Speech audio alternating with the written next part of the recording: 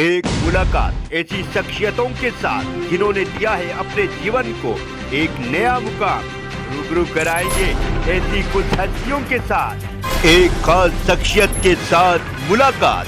जयदेव पटेल के साथ number 1 India news पर रात 9 बजे।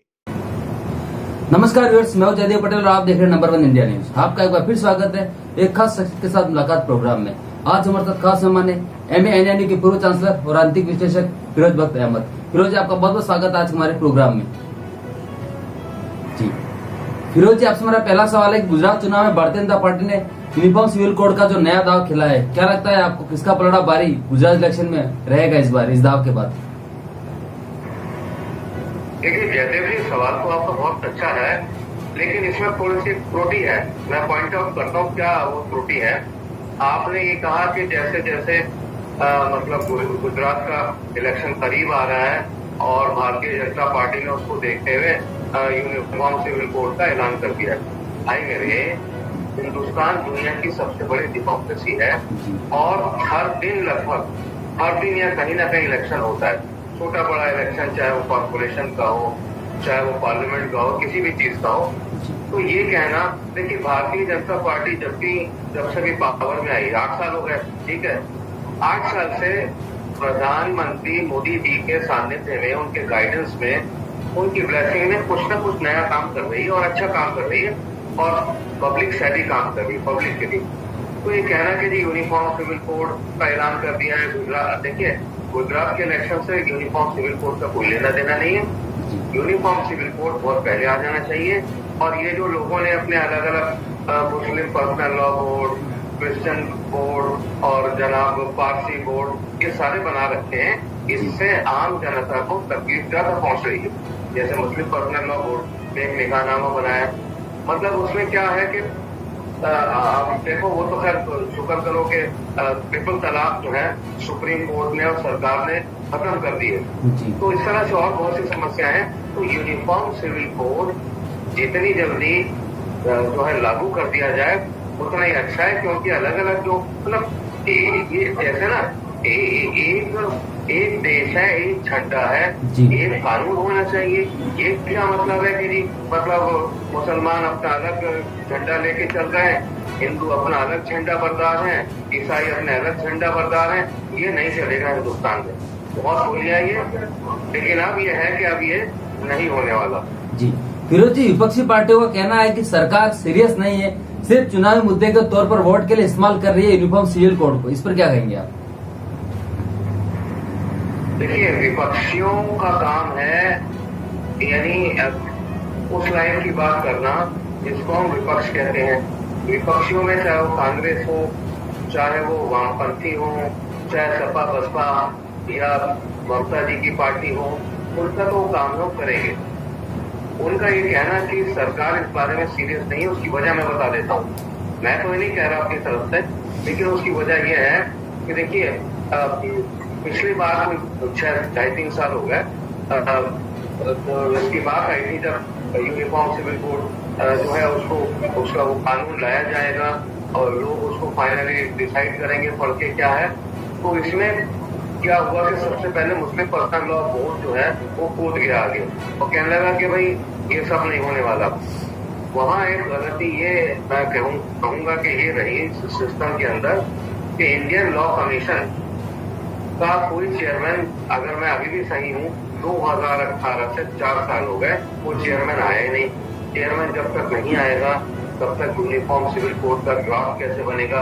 वो ड्राफ्ट सारे धर्मों को भेजा जाएगा, उनके अनुयायियों को भेजा जाएगा, स्वावलंबियों को भेजा जाएगा। जब उसमें वो मतलब सब 3 में से ये करा के फाइनल भेजेंगे तो फिर पब्लिक को भेजा जाएगा, देखो जी ये यूनिफॉर्म सिविल कोड आ गया। तो इसमें एकदम से कह देना कि सरकार का ढीलापन है या सरकार की कमी है, ये मेरे ख्याल से मुनासिब नहीं। जी फिरोज जी, चुनाव से 4 दिन पहले लागू करने का क्या मतलब है? क्योंकि उत्तराखंड में भी यही हुआ था, तो फिर इसे ये क्यों नहीं कहे कि चुनाव को देखते हुए लागू किया गया है? तो देखिए ऐसा है कि ये यूनिफॉर्म सिविल कोड इतनी जल्दी लागू होने वाला नहीं है।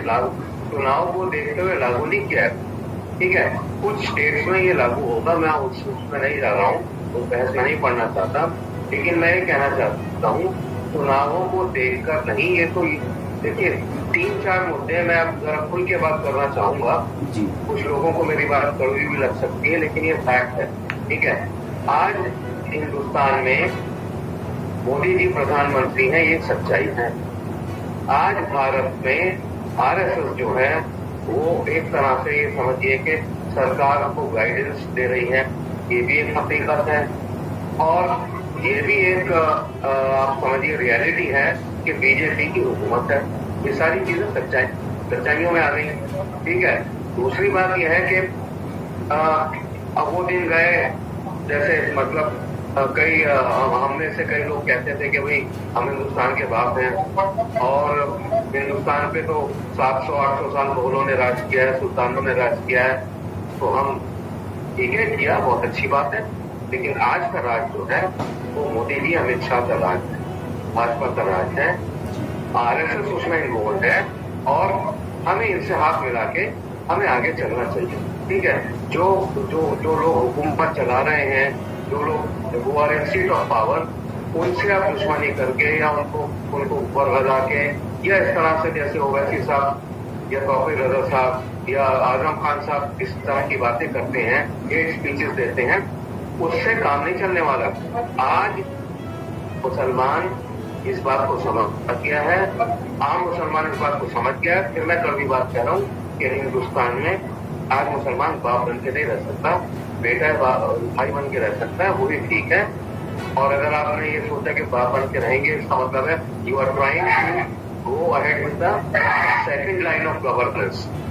भाई लाइन ऑफ गवर्नेंस तो एक ही रहेगी, ठीक है। मोदी जी का गवर्नेंस है, बीजेपी का गवर्नेंस है, उसके हाथ मजबूत करिए, उसके हाथ मजबूत करेंगे तो आपकी सारी गतिविधियां मजबूत होंगी। ये बात सभी धर्मों के अनुयायियों को अब समझ लेनी चाहिए। जी फिरोज जी, आपसे मेरा आखिरी सवाल है और बिल्कुल सीधा सवाल है कि सिविल कोड पर बोल पाएंगे कांग्रेस और केजरीवाल?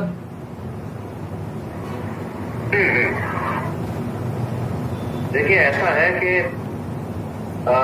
जहां तक यूनिफॉर्म सिविल कोड का ताल्लुक है, आपने मुझसे पूछा कि केजरीवाल का इस पे क्या रिएक्शन होगा या कांग्रेस का क्या रिएक्शन होगा या उसी तरह से ममता का या अखिलेश का क्या इस पर रिएक्शन होगा या इन जैसी और पार्टियों का।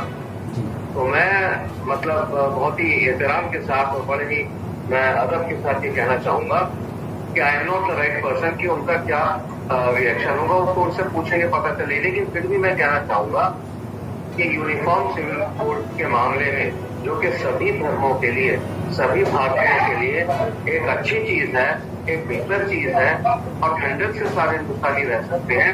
जरूर कुछ ना कुछ गर्मी इन लोगों की तरफ से आएगी, चाहे वो केजरीवाल जी हो, चाहे वो कांग्रेस हो या कोई और पार्टी हो। जी फिरोज जी, आपने नंबर 1 इंडियंस के समझ निकाला, उसके लिए आपका बहुत बहुत धन्यवाद। Thank you sir.